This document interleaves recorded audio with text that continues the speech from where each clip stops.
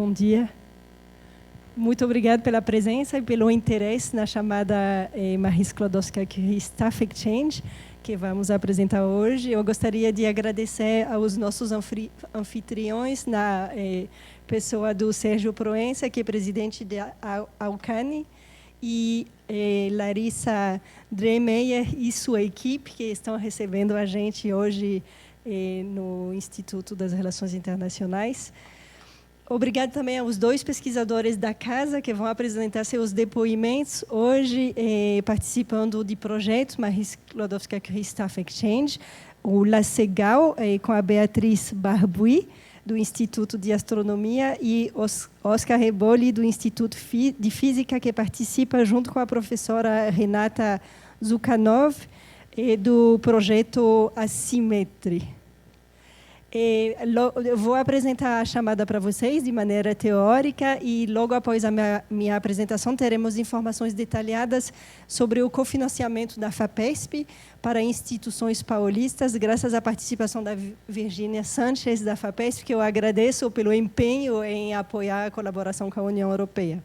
Então, sem mais delongas, eu gostaria de convidar o professor Sérgio Proença, presidente da Alcani, a Agência USP de Cooperação Acadêmica Nacional e Internacional, e também agradecer a quem está acompanhando pelo YouTube.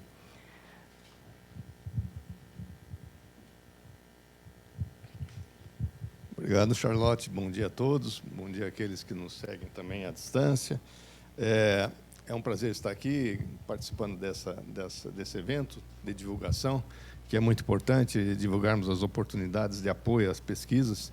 E eu vou falar para vocês, rapidamente, em 10 minutinhos, no máximo, Charlotte, uma pequena apresentação uma breve apresentação sobre oportunidades de pesquisa que temos na universidade. Certamente vocês conhecem algumas, mas eu acho que, como informação geral, é bastante importante para colocar o contexto que temos atualmente de internacionalização na universidade.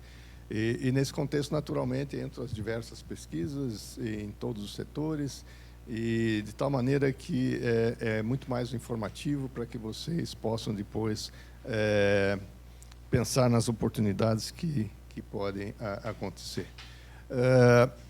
As transparências estão em inglês, mas, é claro, eu vou falar em português. E o contexto atual de internacionalização na USP. Internacionalização na USP sempre ocorreu, desde a criação da própria USP, já começou internacional. Mas o contexto mais, digamos, anterior, digamos assim, ele era muito voltado às cooperações individuais. Professor, pesquisador. Eu mesmo, no século passado, algum tempo atrás, não vou mencionar quando, já sou um jovem há mais tempo dentro da universidade, né? Então, eu mesmo fiz cooperações individuais bastante intensas, particularmente com a França, com a Europa, com os Estados Unidos, enfim, mas sempre na questão individual, no sentido de desenvolver pesquisa, enviar alunos que colaboravam comigo em pesquisas ao exterior, esse tipo de coisa. O contexto atual é bem mais amplo. Essas iniciativas individuais ainda existem, são muito importantes e devem ser apoiadas, mas a coisa passou a envolver grupos de pesquisa, institutos de pesquisa, de tal maneira que hoje o contexto é bem mais amplo, particularmente em função da globalização do conhecimento, que os problemas globais passaram a ser prementes para todas as sociedades. Enfim, a universidade passou, então, a ter uma ação direta na proposição de soluções de problemas globais. É nesse sentido que o contexto atual da internacionalização na USP se encontra. Obviamente que o escritório internacional, a Alcani, né, que é a nossa agência, ela está nesse contexto, mas não somos nós os agentes principais de planejamento, etc., da internacionalização. Ela é feita desde a reitoria, passando pelas pró-reitorias, chegando às unidades, departamentos e docentes. A Alcani faz um trabalho, digamos, de coordenação de atividades e oportunidades novas de desenvolvimento da questão da internacionalização. Dentro dessa missão que nós temos, que é consolidar o ambiente acadêmico internacional na USP. Isso tem consequências que eu vou falar lá no final. Passando para essa ideia que eu falei para vocês, do contexto atual, ele está muito ligado aos centros multidisciplinares que tem na USP, foram criados recentemente. Esses centros são, digamos, reúnem pesquisadores de diferentes áreas de conhecimento, o que é muito importante. Então, a interdisciplinaridade, a transdisciplinaridade, isso tudo faz parte agora de um cardápio amplo de pesquisa, de atuação dos nossos pesquisadores. A USP também tem agora, cedia centros de inovação, eu falo disso em diferentes campi, não só no campus de São Paulo. Os centros de pesquisa especiais de inovação e os institutos internacionais de pesquisa. Claro, tudo isso dentro do mesmo contexto. Eu simplesmente separei aí em grupos, digamos, porque são centros que têm características um pouco distintas entre si. Vou falar rapidamente dos centros multidisciplinares. Há 2 centros sediados em Piracicaba, que são centros voltados a estudos da agricultura. Depois eu detalho um pouquinho mais as linhas de pesquisa que eles seguem. O Centro de Estudos da Amazônia Sustentável, que é aqui em São Paulo. O Centro de Precisão, de Medicina de Precisão e Oncologia, que é sediado na Faculdade de Medicina. E o Centro Observatório das Instituições Brasileiras, que é um centro voltado à área de humanidades. Falando rapidamente desses centros, o centro de estudo, aí falando dos 2 centros ligados à agricultura em Piracicaba. O primeiro é o CECarbon, que é o Centro de Estudos do Carbono em Agricultura Tropical. Ele basicamente desenvolve diferentes linhas de pesquisa, falando de diferentes aspectos, particularmente da captura do carbono e da redução da emissão de carbono no âmbito da agricultura. Ali entram diferentes linhas de pesquisa, digamos, pesquisadores de diferentes áreas do conhecimento estão aí trabalhando nesse centro. O outro centro de agricultura é o Centro de Agricultura Tropical Sustentável, também lá em Piracicaba. Aí desenvolve diferentes questões associadas à exploração sustentável do solo, etc., e a parte de produção de alimentos. O Centro de Estudos da Amazônia, que, pelo nome, como o nome diz, ele estuda bastante as questões climáticas, particularmente relacionadas à Amazônia, preservação da parte de recuperação de áreas degradadas, de ciclos biogeoquímicos, existem também estudos sociobioeconômicos nas cidades da região, nas comunidades da região, enfim, há diferentes aspectos ligados às diferentes ciências que estão aí concentradas nesse centro. O Centro de Medicina de Precisão e Oncologia, ele é sediado na Faculdade de Medicina, no Hospital das Clínicas. Aqui você tem o Hospital das Clínicas à esquerda e também o ICESP, que é aquele prédio, o edifício maior ali, que é todo ele voltado a esse centro. E em Ribeirão Preto, o Hospital das Clínicas também cedia parte desse centro. Quer dizer, ele é bastante amplo e enfim, envolve as áreas de saúde de uma maneira ampla. O Observatório das Instituições Brasileiras é o centro, portanto, voltado à parte de humanidades, que é sediado aqui em São Paulo, coordenado pela vice-reitoria. E aí eu passo aos centros de inovação. Esses são, digamos, desenvolvimento de caráter mais tecnológico, digamos assim. O Centro de Inovação em redução da emissão de gás, né, de gases de efeito estufa, melhor dizendo, o Centro de Inteligência Artificial e o Centro de Tecnologia Tecnologia Offshore. Falando rapidamente sobre esses centros, o RCGI, que é sediado aqui na Escola Politécnica, ele trata de desenvolvimento de tecnologias para reduzir a emissão de gases de efeito estufa, particularmente a parte de transição energética, exploração de energia solar, energia eólica, etc., a produção de hidrogênio a partir do metanol, enfim, esse é o grande aspecto que eles estão trabalhando fortemente nesse momento. Enfim, é um centro esse carro que está ali à direita embaixo, ele é movido a hidrogênio. É um Toyota que foi cedido pela Toyota para fazer justamente a parte experimental. E a ideia é que nos postos de gasolina, é que eu sou engenheiro, aí eu pego um pouco o embalo da coisa, mas eu vou falar pouco, tá? Nos postos de gasolina, que hoje temos o oferecimento de álcool, etc., tem ali também uma mini usina que faz a transformação do metanol em hidrogênio para abastecimento direto. Isso é uma tecnologia exclusiva aqui do Brasil, que está sendo desenvolvida aqui, e ela vai ter certamente um alto impacto social.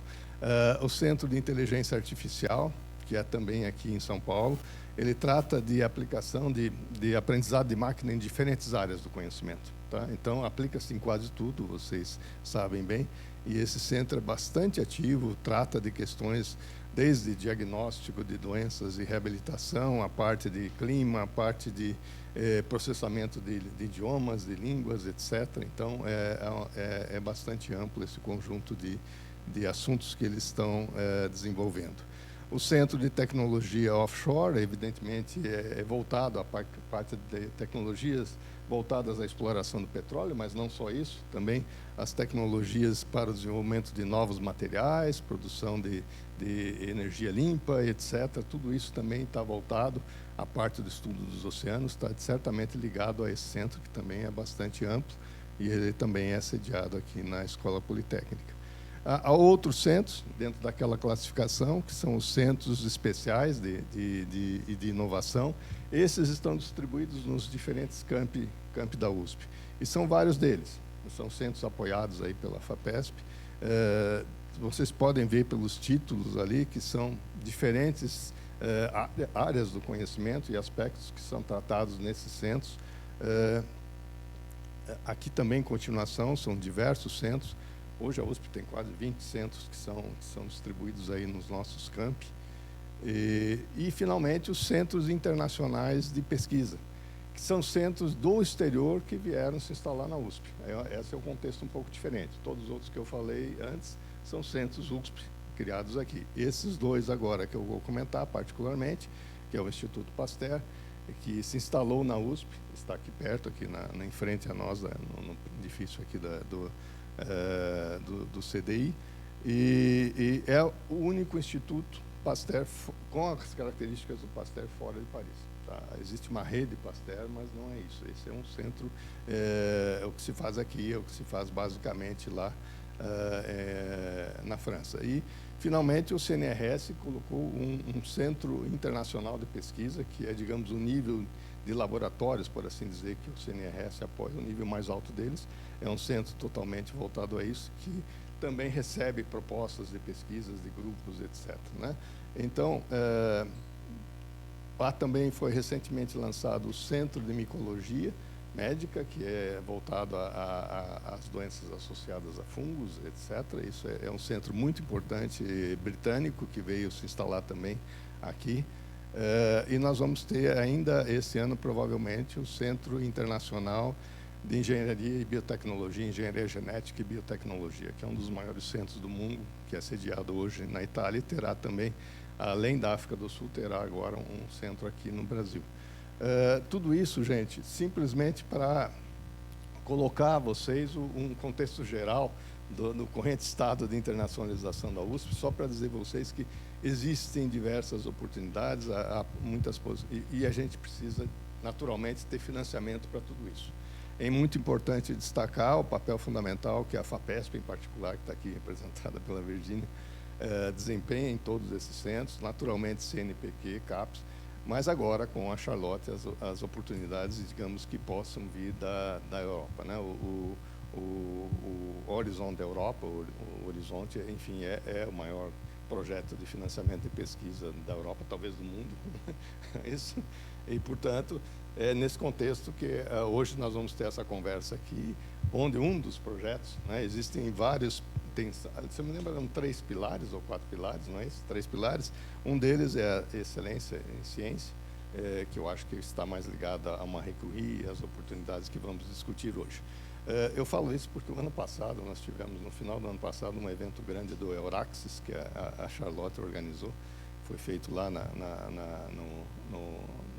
CO, né? no auditório do CO. E eu ainda lembro algumas coisinhas que a Charlotte falou, por isso que eu também não vou me arriscar mais do que isso. Para concluir, tudo isso digamos, sob a ótica da Alcânia, aí falando naquilo que a nossa agência pensa em termos de internacionalização, voltando a falar aquilo que eu mencionei lá da nossa missão, o nosso último objetivo é a consolidação, portanto, de um ambiente acadêmico internacional em todos os campi da USP. Mas, sobretudo, que isso tenha repercussão na formação dos nossos alunos. Tá? O que nós queremos é justamente que tudo isso se reflita em melhor qualidade de ensino, melhor qualidade de pesquisa, que é o nosso objetivo fundamental em termos de universidades. Tá?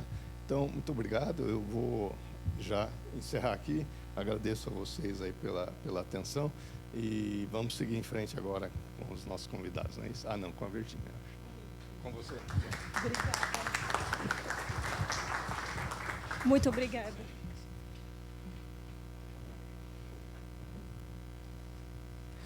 De fato, o Horizonte Europa, que é o programa de fomento da União Europeia, é o maior do mundo, com um orçamento de mais de 95 bilhões de euros, do qual pesquisadores individuais do Brasil e instituições, ou seja, seus laboratórios, quando são chamadas para instituições, são totalmente bem-vindos, convidados para participar. Hoje vamos focar apenas em uma das chamadas, que é a chamada Marie Sklodowska-Curie Staff Exchange, e o objetivo vai ser mostrar como vocês podem participar desde a USP. E essa é uma chamada que é aberta para a instituição, mas eu vou explicar tudo isso daqui a pouco. Obrigada. Então, a chamada Marie Sklodowska-Curie Staff Exchange é uma que também apresentamos com a sua sigla em inglês MCASE, Staff Exchange, é uma chamada que financia projetos de pesquisa que são realizados através do intercâmbio de pesquisadores. E vamos ver o que significa. Mas as ações Marie Sklodowska-Curie é um programa da União Europeia que fica no primeiro pilar do Horizonte Europa, não vou entrar em detalhes, mas que é o maior programa de financiamento da mobilidade de pesquisadores e da sua capacitação para desenvolver suas carreiras. A ideia é que cada pesquisador, a partir de futuros doutorando, tenham oportunidade para serem capacitados, desenvolver capacidade além de uma formação acadêmica tradicional, no sentido que tem que preparar esses pesquisadores para o futuro, para poder criar empregos, para poder trabalhar no governo, para poder, obviamente, trabalhar na academia, mas sempre com uma exposição para os outros setores. E também promovendo a interdisciplinaridade. Esse programa foi chamado em homenagem à pesquisadora Marie Sklodowska-Curie, né, que desafiou o limite do conhecimento, e esse projeto também tem o objetivo, esse programa tem o objetivo de desafiar a capacitação de pesquisadores. Então, tem ações para todos os tipos de pesquisadores, como eu disse, a partir de futuros doutorando, mas também tem bolsas pós-doutorais, as quais vocês podem pleitear para vocês irem para a Europa, mas também para trazer pesquisadores visitantes para a USP e para o Brasil. Hoje nós vamos focar na chamada Staff Exchange, que é aberta a instituições. A chamada atual está aberta e tem um orçamento de quase 100 milhões de euros para selecionar mais ou menos 90 projetos, e vocês podem participar de cada um desses 90 projetos com seus parceiros internacionais.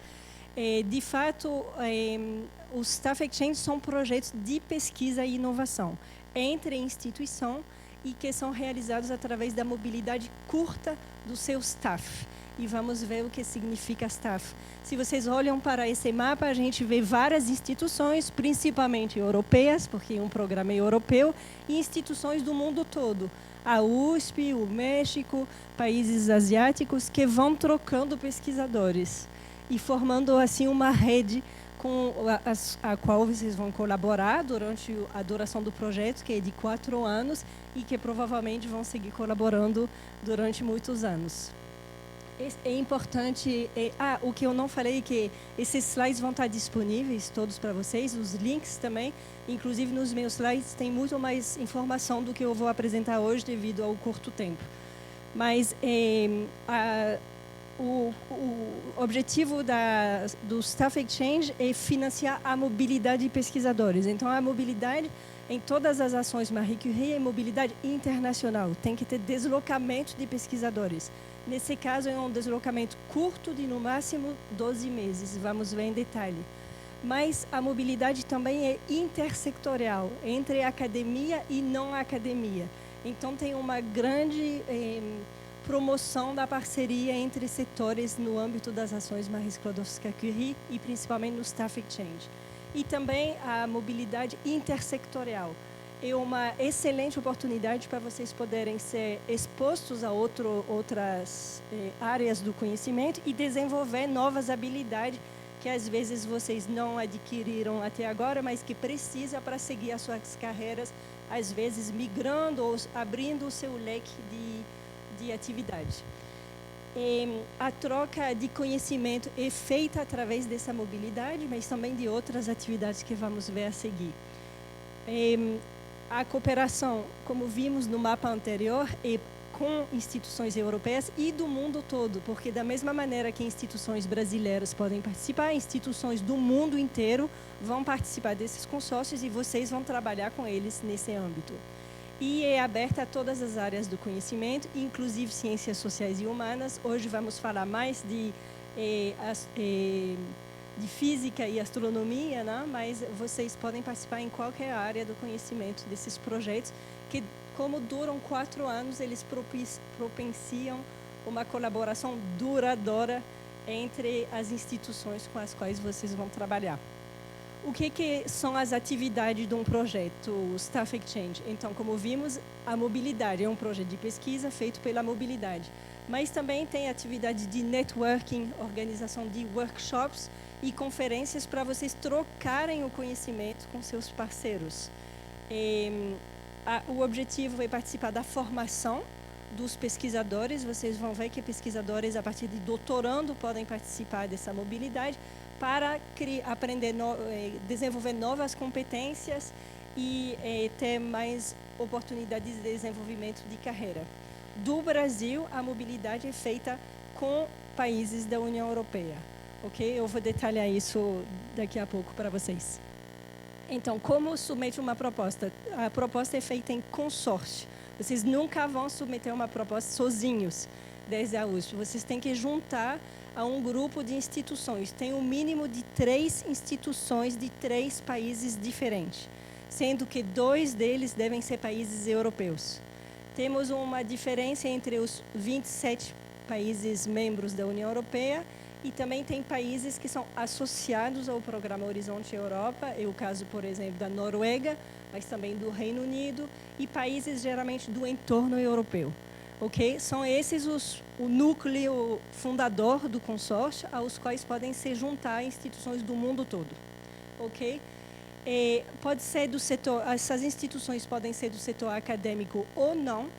E se as instituições forem só europeias, é obrigatório ter participação do setor não acadêmico no consórcio. Setor não acadêmico significa empresas, startups, museus, governos, bibliotecas, hospitais, todas essas instituições com as quais vocês colaboram, mas elas podem participar, elas devem participar do mesmo projeto Staff Exchange. Ok?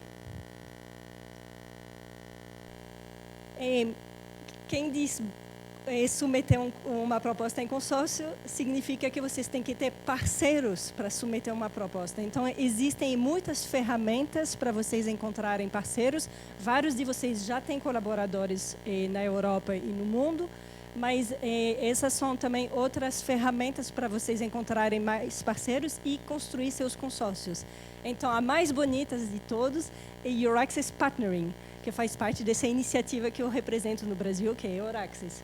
É uma plataforma onde instituições que querem colaborar se inscrevem e que vocês podem buscar, não só instituições como pesquisadores, mas também é uma ferramenta útil para vocês serem encontrados por parceiros europeus que precisam trabalhar com instituições do mundo todo.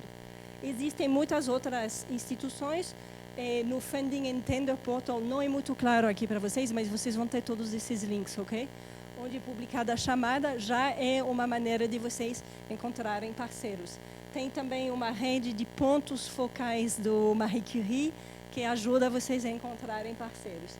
E quem quiser trabalhar mais com o setor privado, tem o Enterprise Europe Network, EEN, que facilita esse contato com o setor privado. Okay? Nesse link aqui, vocês poderão encontrar todas essas plataformas e outras para facilitar as suas buscas de parceiros. Lembrando que seus colegas na Europa, eles têm muito costume de trabalhar com essas chamadas, de construir consórcios, então vocês podem entrar em contato com eles, ver se eles já estão planejando uma proposta, se eles já estão construindo um consórcio e como vocês podem contribuir com essa proposta deles. Ok? Diz que a chamada é para a instituição, então a USP, seus laboratórios vão participar dos consórcios, mas quem realiza a mobilidade são os staff, como fala o nome. E a vantagem dessa chamada é que ela é muito inclusiva. Não são exclusivamente, a mobilidade não é só para os PIs, para os pesquisadores individuais. É para todos os pesquisadores a partir de futuros doutorando dos seus grupos. Então, o doutorando, pós-doutorando, pesquisadores, mas também o pessoal técnico e administrativo dos seus laboratórios podem realizar essa mobilidade. Isso é muito importante porque eles participam da pesquisa, técnico de bancada, por exemplo, eles precisam aprender novas técnicas, desenvolver habilidade e eles podem fazer isso participando desses projetos e realizando mobilidade no exterior. Ok? A mobilidade é no mínimo 1 mês até 12 meses da duração total de 4 anos. Vocês podem realizar 3 meses em uma instituição, por exemplo, da Dinamarca e depois mais 1 mês para participar de uma conferência na Croácia e depois fazer uma estadia em Luxemburgo, por exemplo. Okay? No máximo não pode passar de 12 meses.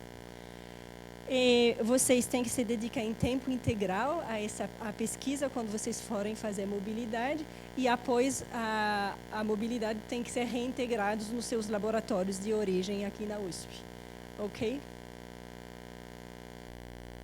É importante falar de fomento, como funciona o fomento nessa instituição. Talvez vocês, nesse programa, vocês anotaram, talvez, num dos meus slides, que as instituições brasileiras devem arcar com seus fomentos quando participam de um projeto desse. É isso que nós vamos ver agora. Horizonte Europa, esse programa guarda-chuva, vamos dizer, não, da União Europeia, é totalmente aberto à participação brasileira. Pesquisadores individuais que forem fazer um doutorado ou um pós-doc são totalmente financiados pela Comissão Europeia. Quando a participação é por instituição, ou seja, a USP, como parte de um consórcio, a instituição é considerada parceiro associado ao projeto. E nesse caso, salvo exceção, a instituição não vai receber fomento automático por parte da Comissão Europeia para arcar com suas despesas. Salvo exceção quer dizer que se vocês podem justificar que a participação da USP é essencial para o projeto, aí vocês podem ser financiados excepcionalmente.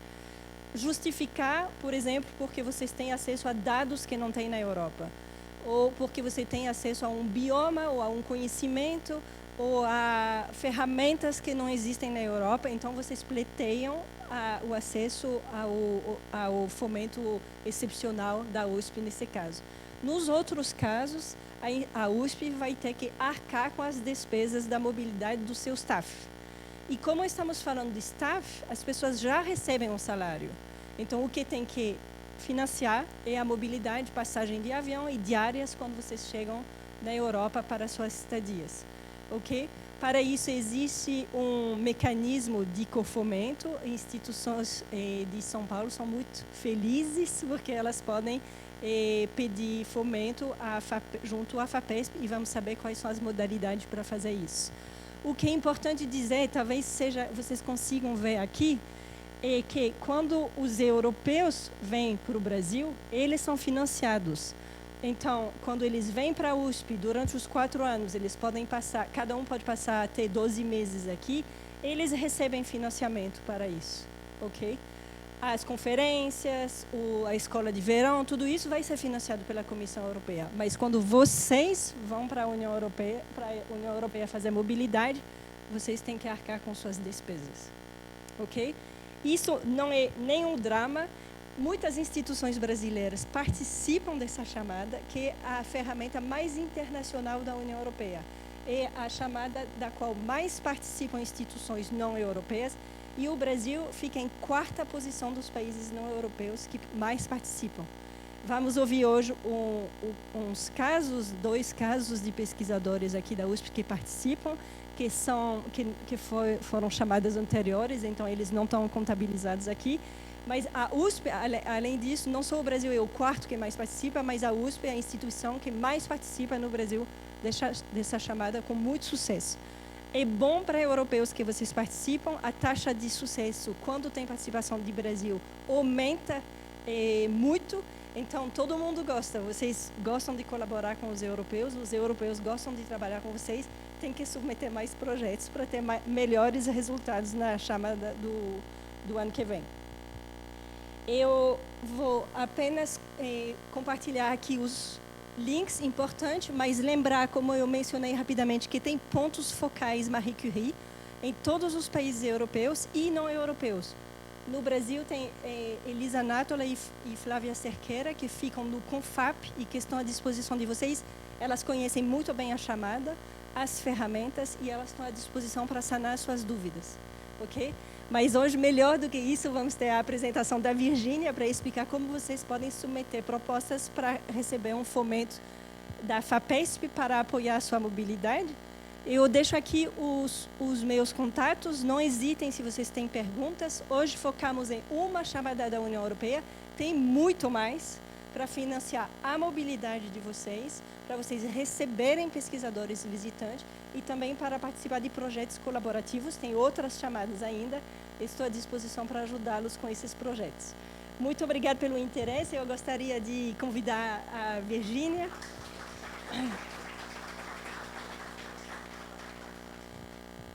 para apresentar os financiamentos, os mecanismos de cofinanciamento da FAPESP.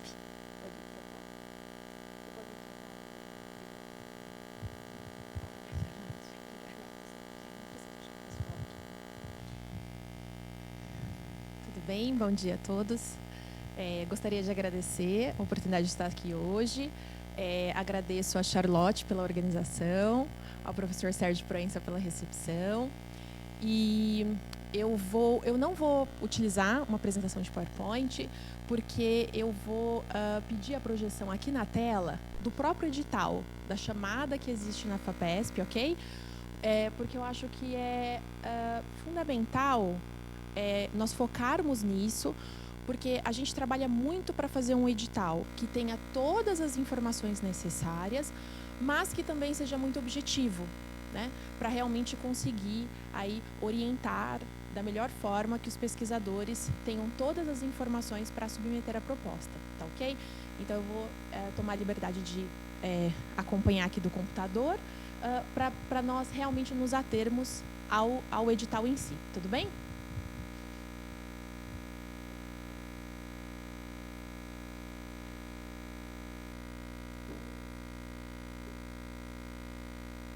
Bom, essa é a página da chamada na FAPESP. A FAPESP tem uma página que chama FAPESP, né? No site da FAPESP, logo na página inicial tem um link para as chamadas, né? E essa página também a gente também procura usar nomes muito intuitivos, né? Se você coloca fapesp.br/chamadas, já aparecem ali todos os editais, tanto passados quanto previstos e os que estão vigentes atualmente. Então, essa chamada aqui, colocando a extensão fapesp.br/16466, se você só coloca o número já é suficiente, nem precisa colocar a extensão toda. Vai aparecer aqui a chamada, que na verdade, né, ela é uma chamada para todo o programa Horizon Europe, como a Charlotte comentou.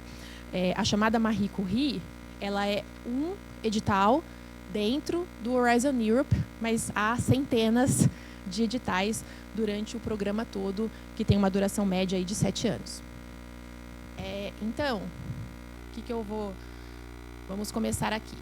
As modalidades de apoio da FAPESP para essa chamada são auxílio à pesquisa regular, auxílio à pesquisa projeto temático e auxílio à pesquisa jovem pesquisador. Então, aqui, pessoal, em toda a chamada, né, vai haver essa intersecção de modalidades de financiamento entre as agências. Então, a Charlotte falou das regras do Marie Curie, e eles têm as regras deles próprias. E aí, cada agência vai fazer uma intersecção com as suas próprias regras.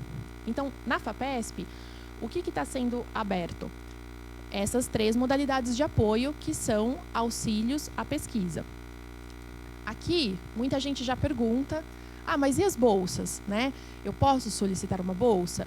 Não diretamente. Você não pode submeter uma solicitação de bolsa de doutorado, sanduíche ou bolsa de pós-doutorado, mas isso pode ser um item financiável dentro do auxílio à pesquisa. Então, dentro do auxílio, o pesquisador, lá nos itens financiáveis, a gente vai chegar lá, ele pode colocar bolsas e aí sim selecionar os bolsistas para realizar o projeto. Tudo bem? Bom, então, como eu disse aqui, né?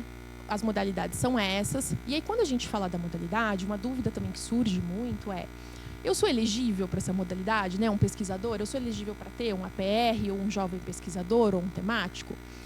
Nesse sentido, a FAPESP disponibiliza nessa chamada uma consulta prévia. E isso é muito importante. Por quê? Nesse momento, né, como a Charlotte disse, em que vocês encontram pesquisadores, em que vocês começam um contato inicial, muitas vezes surge essa dúvida e depois acaba sendo um desapontamento, né? Eu achei que eu conseguiria solicitar, por exemplo, um auxílio temático e não foi possível. Eu, na verdade, não tenho condições de pedir um auxílio dessa envergadura.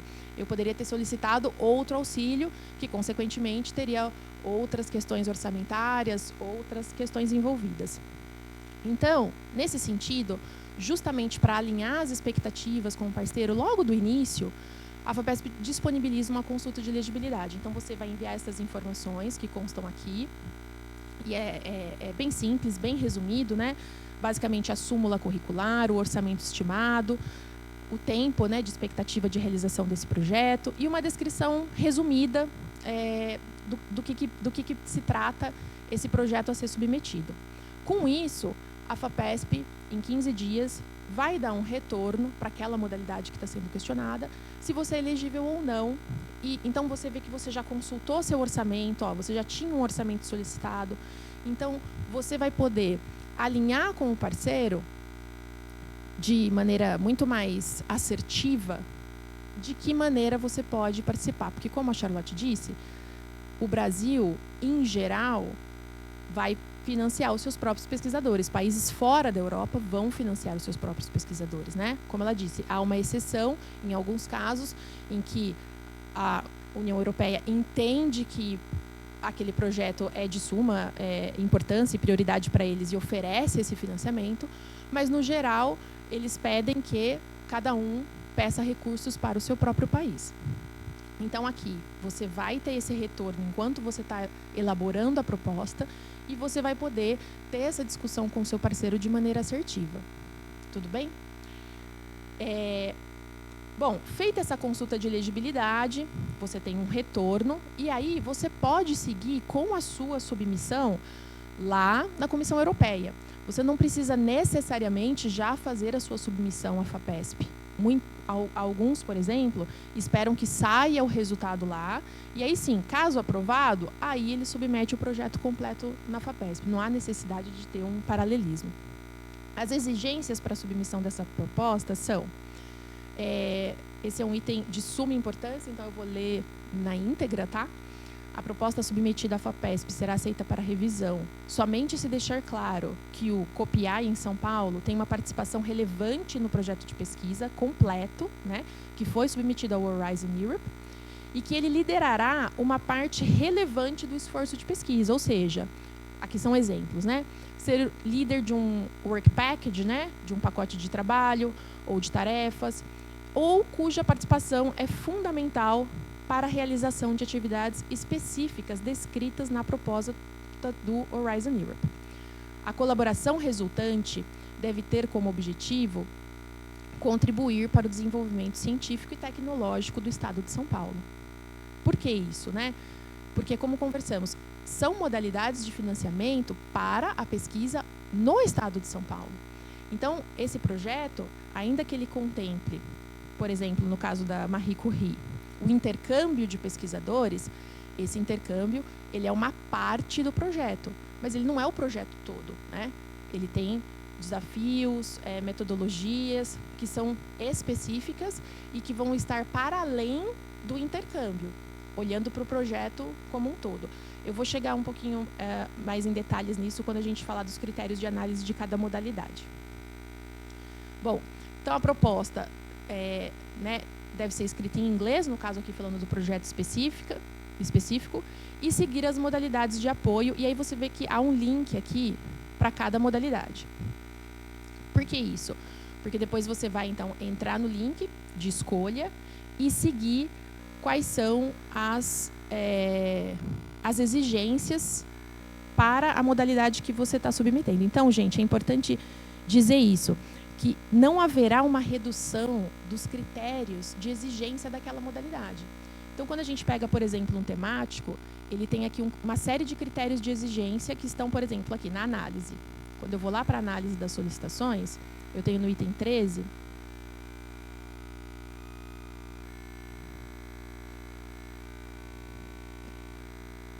os critérios de análise. Deixa eu só pegar aqui para vocês que isso é bem importante. Deixa eu dar um localizar que ele vai fazer mais fácil.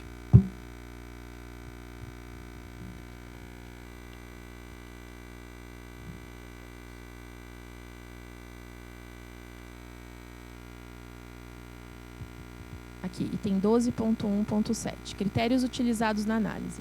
Então, olha, para analisar um temático, por exemplo, os critérios de análise do projeto de pesquisa vão ser todos esses aqui: ousadia, abrangência, potencial de inovação, avanços e resultados que vão trazer para a área do conhecimento e que se insere, tudo isso, ok, pessoal?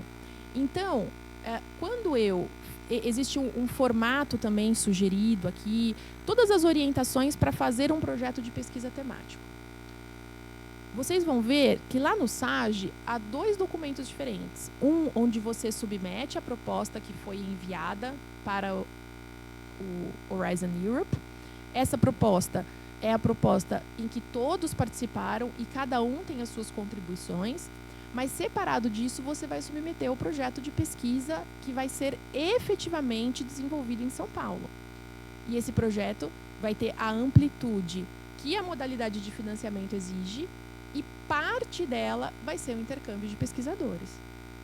Então, essa é uma questão muito importante, porque se há uma submissão simplesmente do que foi submetido na Europa, aqui em São Paulo, ou, né, isso acontece muito para várias outras agências, isso não é justificável, né? Não atendeu ao critério da modalidade local. Então, aqui, falei dos critérios de análise, vou falar um pouquinho também, que muita gente tem dúvida dos itens financiáveis, principalmente no Marie Curie. Por quê? A questão das diárias e das despesas de passagem, que a Charlotte comentou que cada país paga o seu, né? Cada país paga os seus pesquisadores. Então, os pesquisadores daqui, quando forem para a Europa, eles vão solicitar despesas de transporte e despesas de diárias. E aí, na FAPESP, para quem já conhece, tem um item, tem uma reserva técnica institucional. Dentro dessa reserva tem uma parcela de benefícios complementares. E muitas vezes as pessoas falam, mas onde eu uso benefícios complementares e onde eu uso, né, em que parte eu peço diárias? Então, os objetivos, eles estão claros aqui na norma. Ó. Aqui está escrito despesa de transporte para atividades diretamente ligadas à realização da pesquisa. A reserva técnica e o benefício complementar é para participação em evento, para divulgação de trabalho, para participação em reunião, tudo bem? Então, aqui, quando eu pedir, eu tenho que efetivamente coletar dados no exterior, eu tenho que efetivamente, né, fazer algo que vai intrinsecamente, né, ali está ligado ao desenvolvimento da pesquisa. Para isso, eu vou poder pedir diárias e despesa de transporte. E aí, vocês vão ver que lá no formato do projeto tem um cronograma. Nesse cronograma eu vou deixar claro. Olha, então, dentro do meu plano de ação, dentro do meu plano de trabalho do projeto, a etapa tal, X, a etapa X, quando for ser desenvolvida, no país Y, eu vou alcançar esse objetivo. Então, está claro ali por que eu estou pedindo X de áreas, por que eu vou ficar no país por determinado tempo e quais passos, quais ações do projeto de pesquisa vão ser realizadas. Tudo bem? Se eu coloco aqui uma solicitação para participar de evento, para coisas desse tipo, não é aprovado, tá bom? Então, é por isso, tem que ser definitivamente para realizar a pesquisa. Esses 2 itens que eu falei, critérios de análise e itens financiáveis, são os que mais nós recebemos questionamentos, por isso que eu procurei contemplar aqui. E aí, voltando então para a chamada, eu tinha parado aqui, né, onde nós seguimos as normas de cada modalidade. E, basicamente, inclui uma sessão curta demonstrando por que a participação do PI é relevante no Horizon Europe, que é também o que já está frisado lá no item 3.1, quando eu comecei. Essa proposta, então, depois vai ser submetida no SAGE, o caminho está indicado aqui, e, como eu disse, a avaliação da proposta seguirá os procedimentos padrão utilizados pela Fundação, pela FAPESP, né? Então, por isso que eles têm que ser seguidos. E a proposta será financiada somente se também for aprovada pelo Horizon Europe. Só mais um minutinho, posso, Charlotte, só para concluir aqui, que já deu meu tempo. Então, aqui, uma coisa importante, como eu disse, não há exigência de um paralelismo de submissão. Você pode esperar o resultado lá e, quando você tiver o resultado, você submete o projeto, se for positivo, né, na FAPESP. Ou não, você quer garantir e já submete ao mesmo tempo que a proposta foi submetida lá, porque você quer saber o resultado aqui de forma independente. E um último item que eu vou falar é sobre a questão de matchmaking do lado contrário, né? A Charlotte mostrou aí ferramentas, né? Hoje em dia elas são muito conhecidas, essas Research Networking Tools, que são ferramentas para formar redes, e ela mostrou algumas para localizar parceiros na Europa, mas até aqui divulgando, né, na nossa chamada, como que parceiros encontram pesquisadores em São Paulo. Eles podem usar a biblioteca virtual. Inclusive, se esse item, Charlotte, puder também estar divulgado por vocês, hoje em dia, essa nossa ferramenta, ela tem uma interface de contato, então você encontrou um pesquisador lá, ela já abre um campo se você quiser enviar uma mensagem para ele, e isso também é uma questão que ajuda muito e que nós temos tentado divulgar para estimular os parceiros internacionais a localizar parceiros em São Paulo. É isso, e eu fico à disposição para as perguntas e respostas na próxima sessão. Obrigada.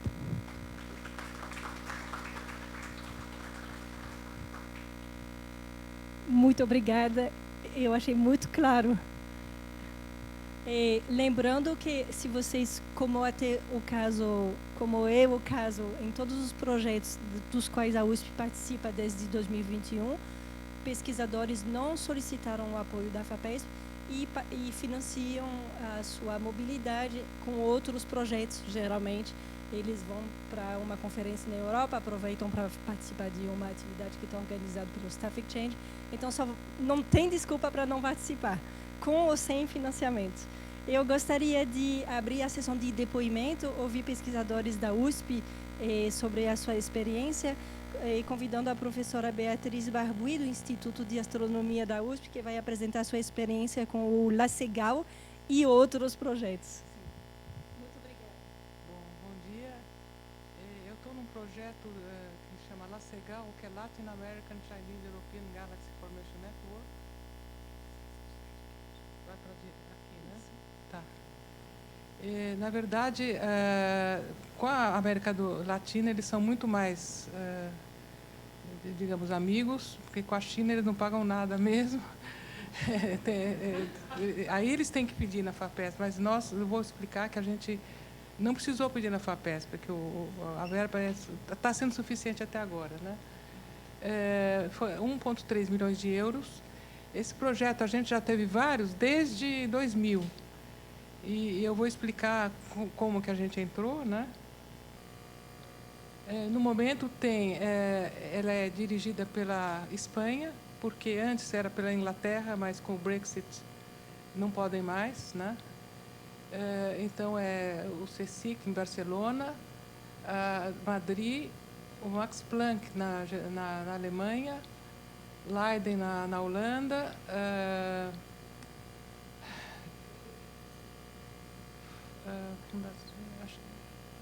não estou lembrando.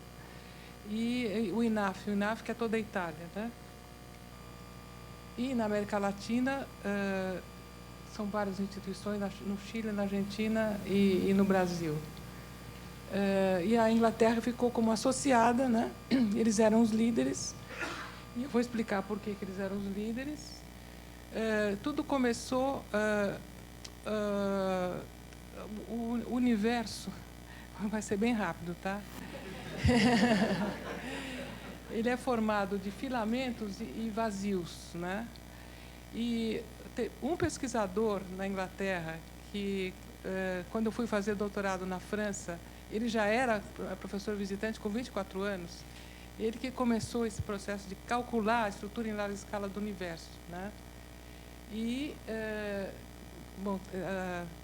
forma-se a estrutura e nesses pontos brilhantes formam-se as galáxias e aglomerados de galáxias. Então forma-se um núcleo e esse núcleo vai acretando mais matéria, né? Então esse pesquisador, que é o Simon White, faz 50 anos, né? Nós temos mais ou menos a mesma idade. Ele montou esse grupo e foi formando um monte de gente que é muito famosa até em todo canto do mundo, né? E muitos da América Latina, principalmente na Argentina. E alguns deles foram para o Chile, porque a Argentina não tem condições muito boas, né? Então, atualmente é Brasil, Chile, Argentina e eles, né?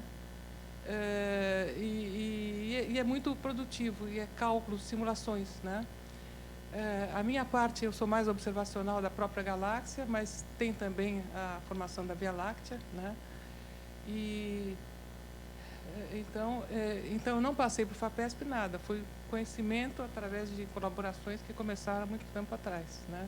E está continuando.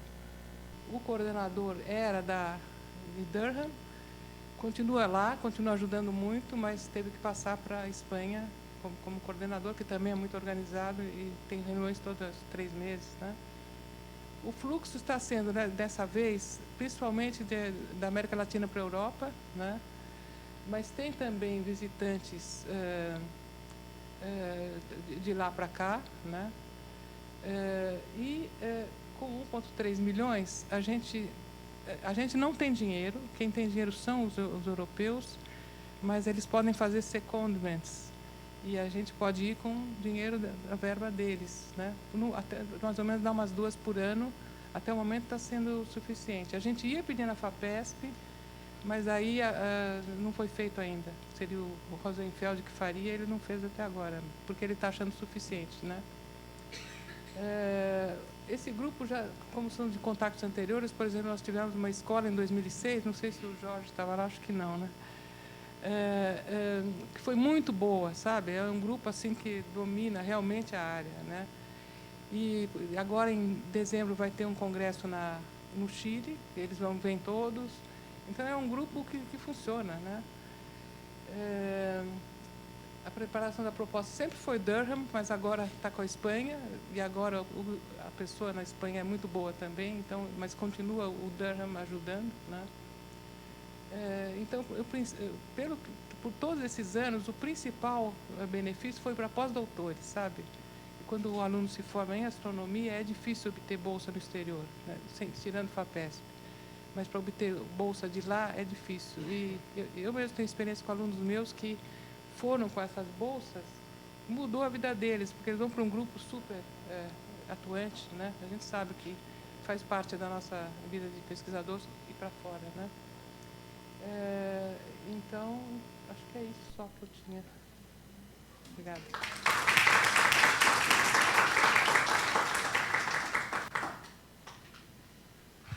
Muito obrigada pelo depoimento positivo. Gostaria de convidar o professor Oscar Eboli do Instituto de Pesquisa de Física da USP para seu depoimento. Obrigado, Charlotte. Bom dia. Eu estou aqui representando a professora Renata Funchal, que, na verdade, é o copiar em todos os programas que eu vou descrever aqui. Isso foi uma série de programas que participamos, que permitiu fazer networking, tanto em todos os níveis, principalmente para pós-docs e para alunos, e também um pouco de troca de pesquisadores com a Europa. Nós não necessariamente começamos o programa Marie Curie, nós começamos em 2012 no ITN, que é Innovative Training Network. Nós éramos um dos satélites, eles tinham 7 países europeus e 8 países satélites, em que, basicamente, a nossa participação maior era o envio de um estudante por escola e por conferência do ITN, e de um sênior por ocasião da conferência. Isso é financiado pela Europa, eles davam um jeito de fazer isso para a gente. E nós recebemos alguns pesquisadores europeus, alguns alunos europeus que vinham para cá, que também já servia também, eu acho, para dar uma mexida nos alunos locais aqui, com um espírito diferente.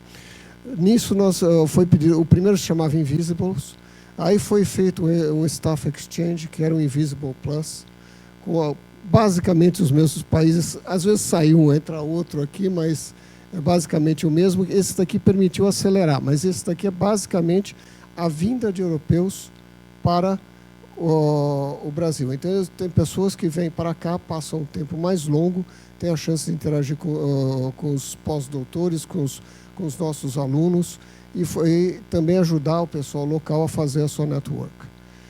Isso aqui teve uma série de sequências. O primeiro programa começou em 2012, foi até 2016, o ITN. Esse de Staff Exchange foi de 16 a 20, que também foi relativamente paralelo a um outro ITN que substituiu os Invisibles, que foi os Elusives. Os 2 ITNs eram sediados em Madrid. Tá?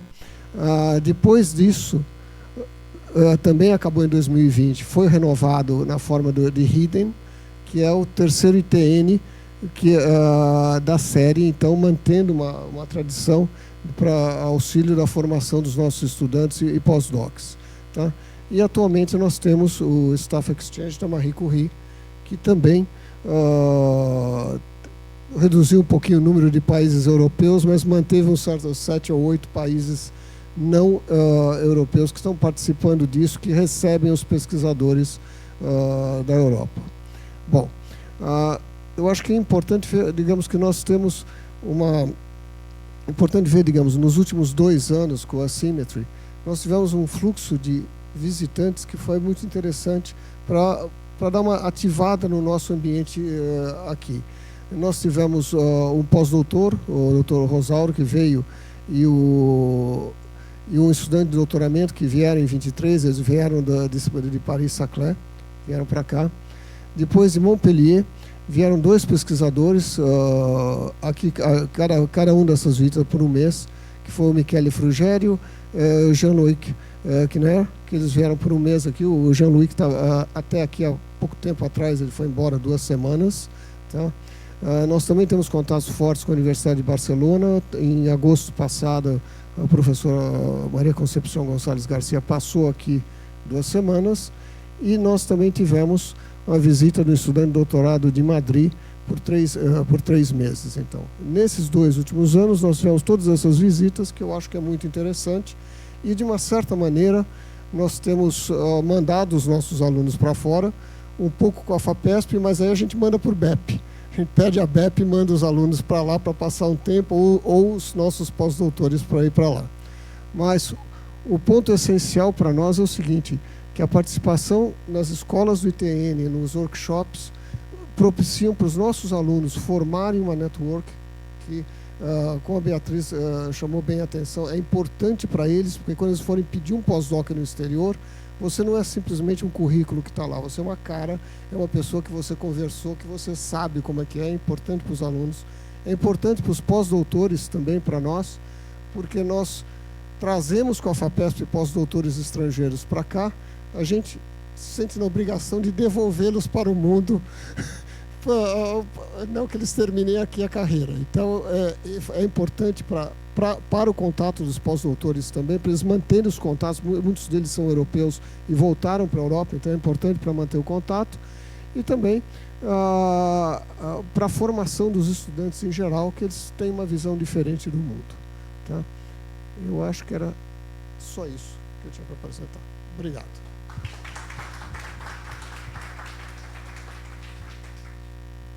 Muito obrigada. Eu acho que é muito clara, são muito claros seus depoimentos sobre a contribuição de um programa desse, não só para os PIs, mas também para os seus equipes, indo e voltando. A gente não fala o suficiente, mas a mobilidade tem que ser dos dois lados. E é isso que proporcionam esses projetos. E, no geral, a gente vê que a mobilidade é muito equilibrada. Vocês vão tanto quanto pesquisadores vêm também no conjunto dos programas. Então, agora podemos abrir para as suas perguntas, para sanar suas dúvidas. Podemos ficar todos na frente, sim, se vocês quiserem, e responder às suas perguntas usando o microfone para quem está acompanhando online possa acompanhar também. Podemos.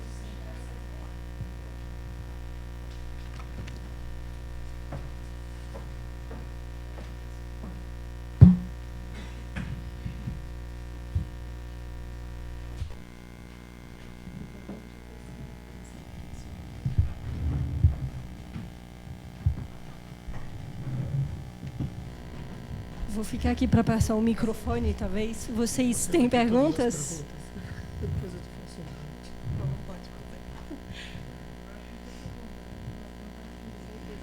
Pois é. Sim.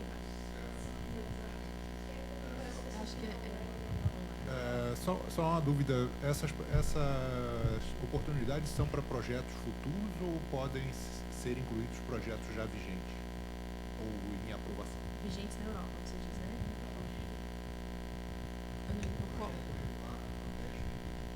Aí você já tem um recurso. Se por exemplo, eu quiser incluir o meu projeto que já está vigente em uma dessas chamadas. Então, essa seria uma opção, professor, de você participar na Europa colocando como self-funded. Eles têm essa opção. Você coloca que você já é autofinanciável. Então, você já tem recursos, ok? Então, se os recursos do seu projeto não são suficientes, é preciso submeter uma nova solicitação. Mas se você avalia que os recursos do projeto que você tem em andamento são suficientes, aí você vai nesse contato com eles esclarecer que você é self-funded. E aí eles vão entender isso. Tá bom? Que é o caso dos dois projetos que nós Isso, ouvimos exatamente, hoje, que não solicitaram não fomento solicitaram. Eles são externo e estão financiando a partir dos seus próprios recursos. Exatamente. E só respondendo a parte sobre se o projeto pode ser um projeto já em andamento, do lado da União Europeia pode ser a continuação de um projeto que já existiu. E, inclusive, vimos que vários programas chamam Plus no final, então já é o segundo projeto de uma série que já vem sendo financiada. Não é necessariamente algo que é totalmente novo, que nunca foi feito entre esses parceiros, pode ser a prolongação. Eu acho que não é bem o que ele perguntou. Não. Porque houve acho que algo que não foi a resposta, né? Quer dizer, nesses projetos, eu sei que é muito difícil você incluir outro instituto. Porque a gente tentou anos a fio tentar incluir um aqui da Unesp e 3 anos depois recusado. Então, participar desses projetos oficialmente não é fácil. Então, acho que não dá para ele. Pode ir lá com o projeto dele, mas não é usando o projeto europeu.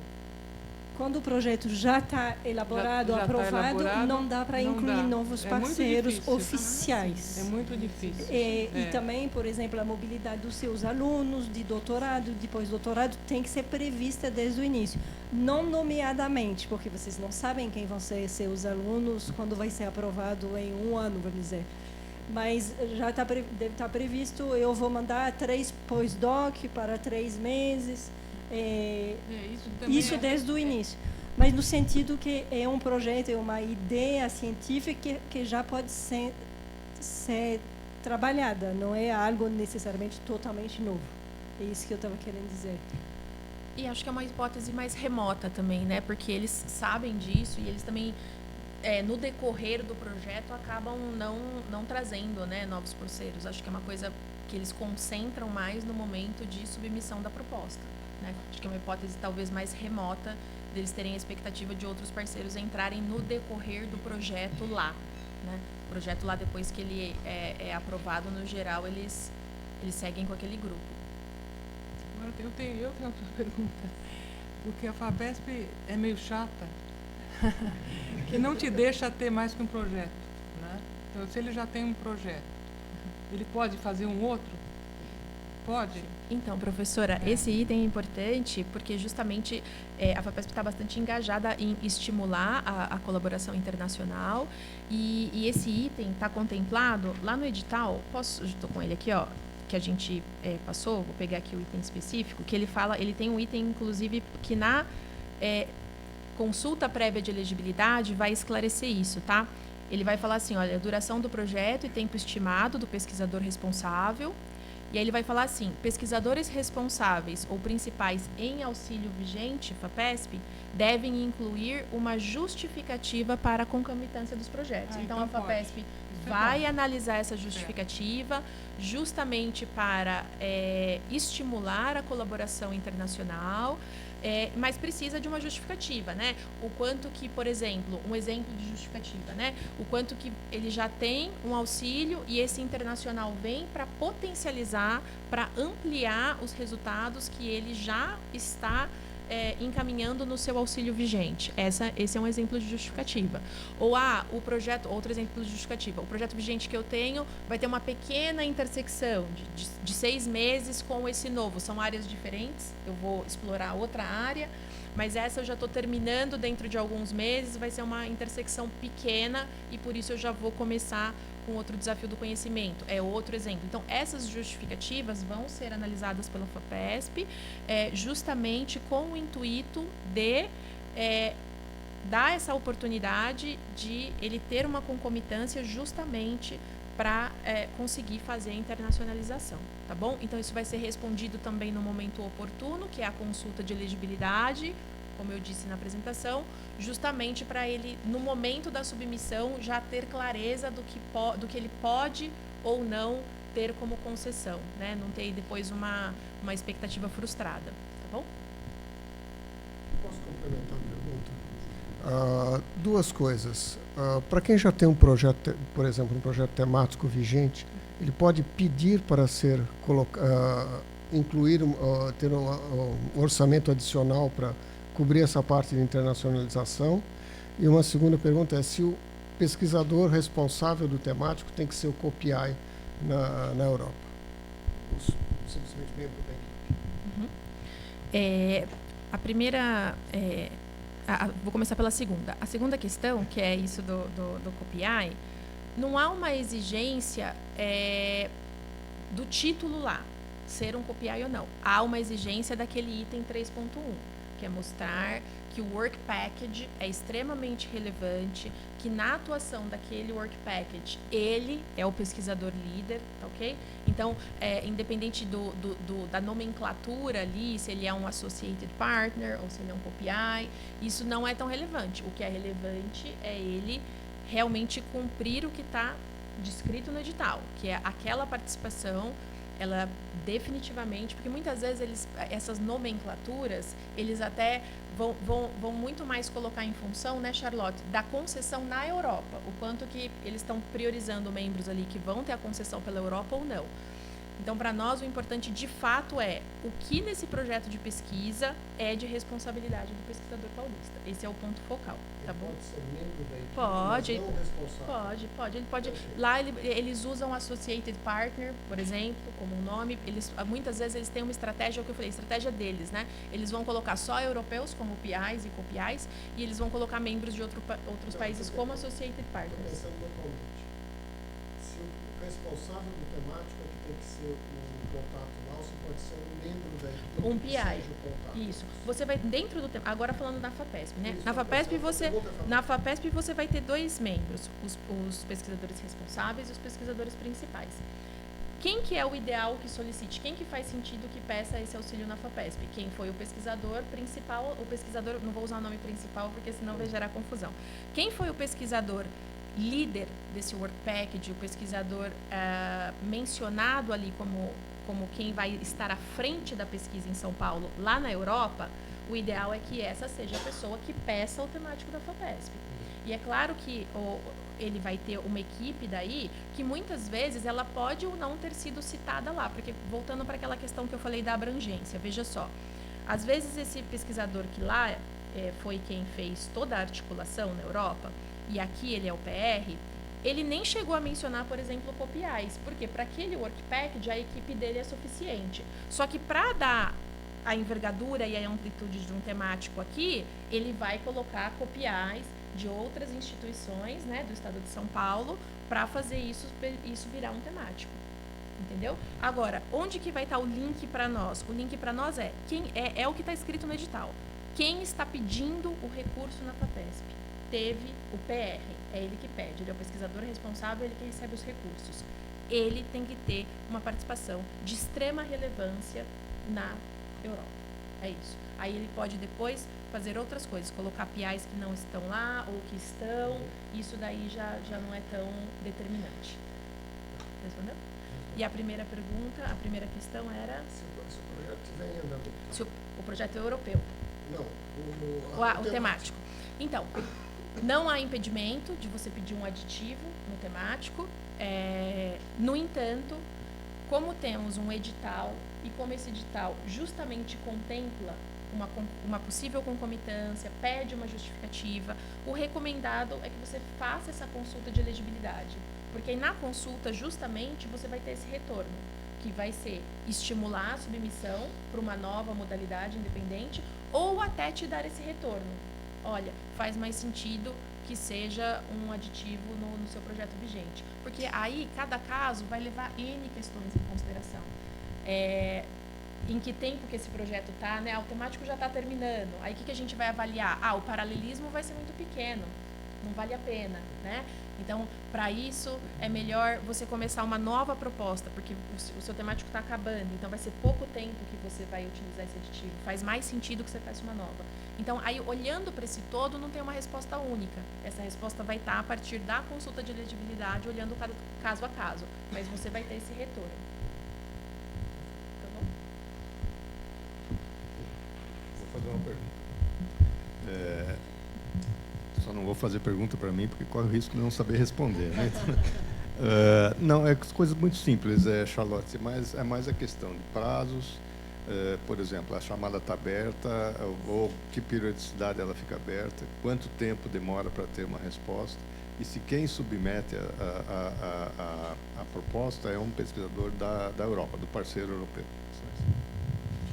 Sim, desculpa, não falei o essencial. A chamada é anual, ela está aberta agora até o 5 de fevereiro do ano que vem, para submeter à União Europeia. Ouvimos que a submissão à FAPESP é independente, pode ser feita concomitantemente ou depois. Vai abrir novamente em 2025, 2026, 2027. Isso temos garantia, provavelmente vai continuar depois, mas ainda não sabemos exatamente os termos. Muda quase nada entre cada chamada, né? E a proposta é pelo consórcio, sendo que tem uma instituição europeia que lidera o consórcio e que submete a proposta no nome dos outros. Ok? Eu acho que era isso. E leva entre 8 e 9 meses para ter a aprovação e depois mais 1 ou 2 meses para começar o tempo que as instituições se assinem os acordos entre eles para começar, né, de forma prática. Isso. Então, começaria no final de 2025, início de 2026. Vocês têm perguntas? Não? Vão surgir perguntas, sem dúvida, depois. Quando vocês forem reler novamente a documentação e explorar um pouco as possibilidades, não hesitem em entrar em contato. Eu posso também repassar as suas perguntas para os nossos palestrantes depois, se vocês quiserem, colocar em contato com os pontos de contato na Europa ou no Brasil, se for preciso. Enfim, não hesitem em depois explorar a possibilidade e sanar suas dúvidas, lembrando que os europeus conhecem muito bem, não, os mecanismos, como preparar uma proposta, como deve ser redigida, o que apresentar, etc. Então, contem com seus parceiros na Europa. Muito obrigada. Agradeço muito a vocês todos pela participação e também a sua equipe, professora Larissa, Ilza, Paulo e a sua participação também. Muito obrigada a todos.